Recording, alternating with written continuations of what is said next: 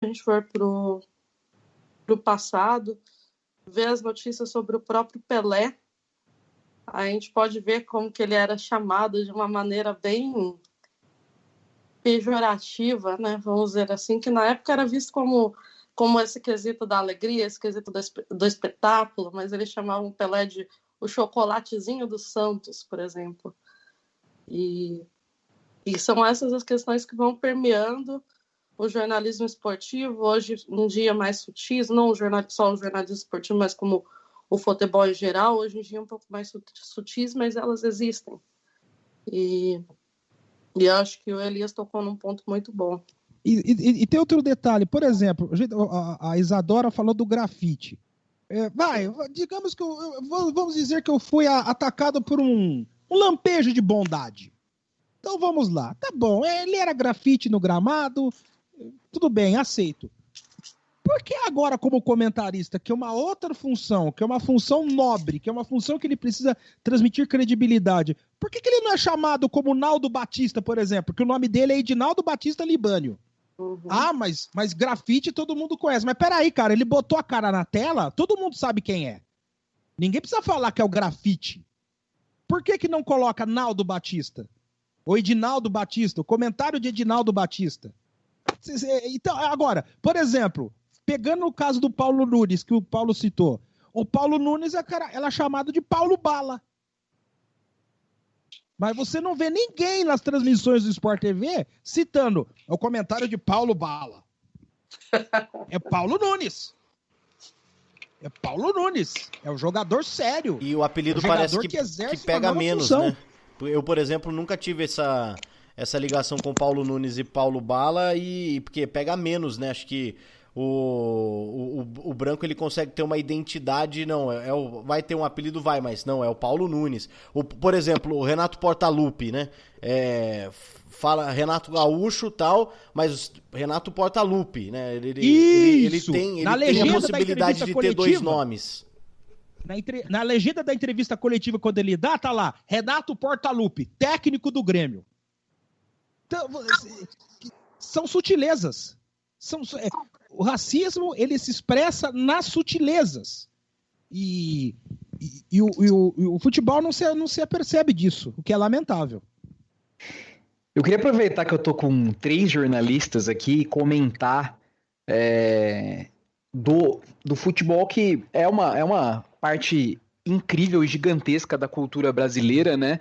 E existe um aparato jornalístico por trás do futebol, né? Assim, diversos comentaristas e existe muita diferença, né? Uma coisa é você ver, por exemplo, a forma que o Casagrande se posicionou recentemente em relação à Covid e o futebol, né? Por que a pressa, presidente? Por que a pressa? Por que não pode esperar mais um mês ou 2? Por que não pode ter mais segurança para se fazer isso? Qual é o problema? Sabe?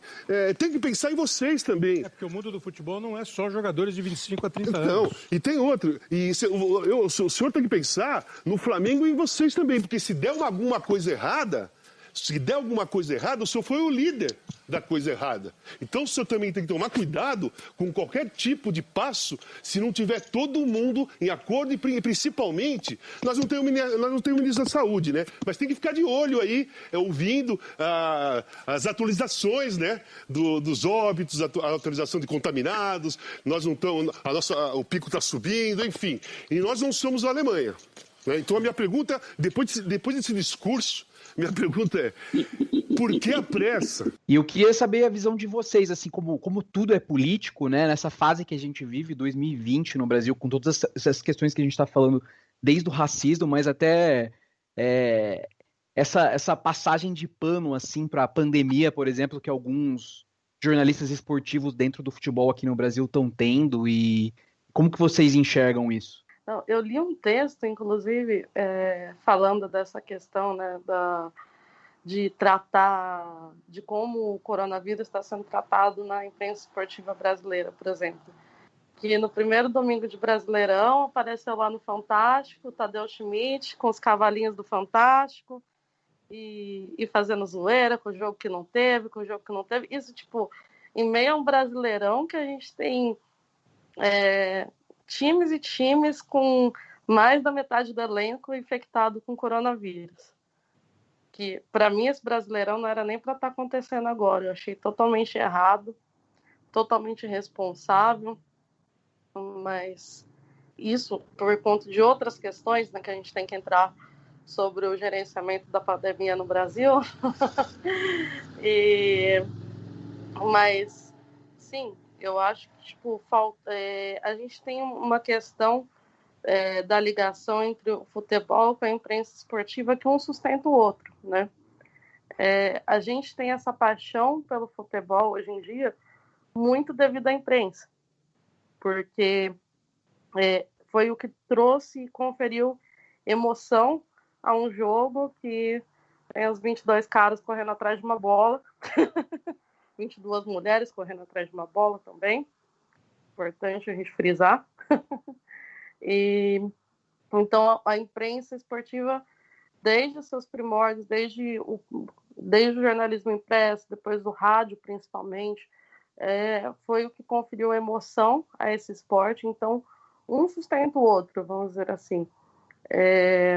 Tanto é que durante o período que a gente não teve futebol nenhum, eu fui até olhar o que eles estavam reportando, né, no Globo Esporte, assim, por exemplo, né, porque a gente não tinha futebol no Brasil, a gente não tinha futebol na Europa, então era aquele negócio de viver de reprise, fazer entrevistas do o que vai acontecer após a pandemia e fazer várias eleições e do tipo, que camisa do Flamengo de todos os tempos você acha mais bonita?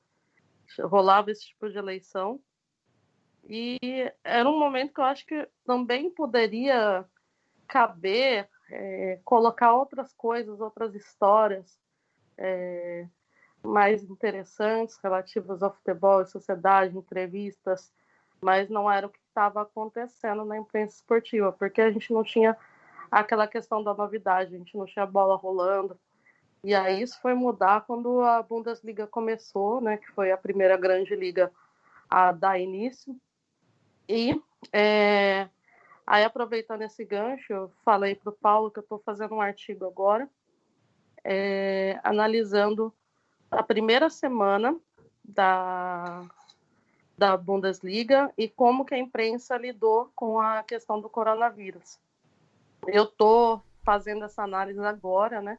Que eu estou tentando identificar se o coronavírus é colocado pela imprensa mais como uma circunstância, ou seja, alguém fez alguma coisa por conta do coronavírus, ou se o coronavírus é colocado mais como ator de uma ação, o coronavírus não deixou, não possibilitou, ou alguma coisa, ou alguém não fez algo por conta do coronavírus ou para o coronavírus. Não sei se eu consegui deixar claro, mas eu quero entender qual que foi o papel e a importância que o jornalismo esportivo deu para o jornalismo esportivo brasileiro, no caso, deu para a questão da pandemia do coronavírus na volta do futebol.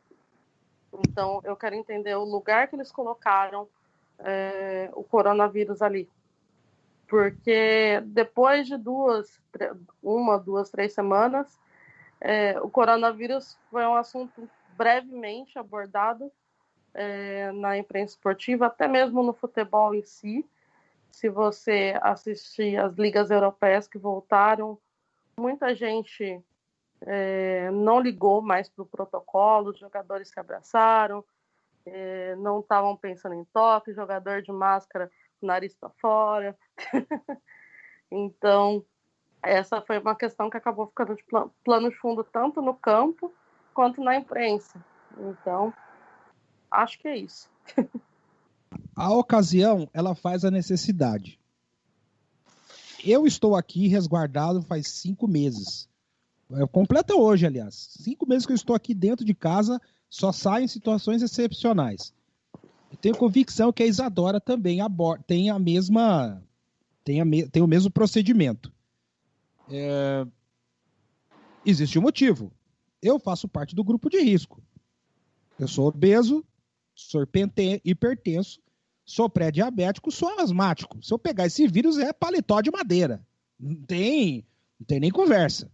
Então, eu tomo todos os cuidados possíveis e imagináveis.